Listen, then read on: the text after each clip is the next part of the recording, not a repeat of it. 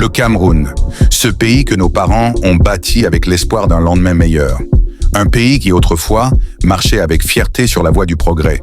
Mais aujourd'hui, cette fierté s'est effacée.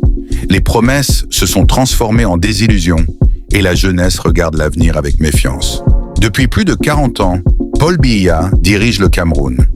40 années de pouvoir, d'attente, de silence et de promesses jamais tenues. Et c'est cette longue immobilité que le professeur Maurice Kamto dénonce avec fermeté. Kamto ne parle pas avec haine, mais avec la colère froide de celui qui aime profondément son pays. Il rappelle qu'autrefois, le Cameroun fabriquait ses propres équipements électroniques, que les ingénieurs camerounais étaient respectés, que le pays avait une vision, un souffle, un rêve. Mais aujourd'hui, plus rien.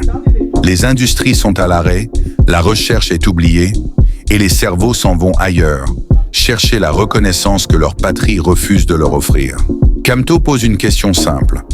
Comment un pays aussi riche, aussi plein de talent, peut-il stagner aussi longtemps?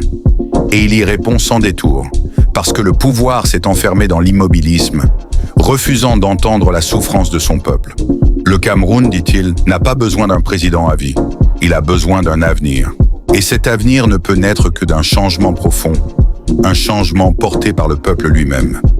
Mais attention, Kamto n'appelle pas à la haine, il appelle à la prise de conscience, à cette force tranquille qui s'éveille dans le cœur des citoyens lorsqu'ils comprennent qu'ils méritent mieux. Nous ne voulons pas la guerre, dit-il. Nous voulons la justice, la dignité, la fierté de dire que le Cameroun appartient à tous ses enfants. Et à travers ces mots, il ne parle pas seulement de politique, il parle d'amour. D'amour pour un pays qui souffre, mais qui n'est pas mort. Il parle de la jeunesse, de ceux qui refusent d'abandonner, de ceux qui rêvent encore d'un Cameroun qui avance, d'un Cameroun qui crée, qui ose, qui bâtit. Si toi aussi tu crois que le Cameroun mérite mieux, si tu veux comprendre les enjeux réels de notre avenir, alors abonne-toi à cette chaîne, MLCJ Décrypte.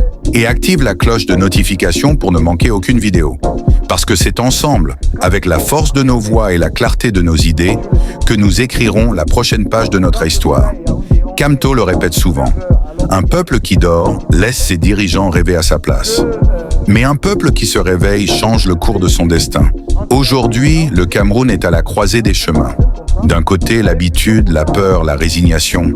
De l'autre, la lumière du renouveau, la soif de liberté, le courage de dire assez.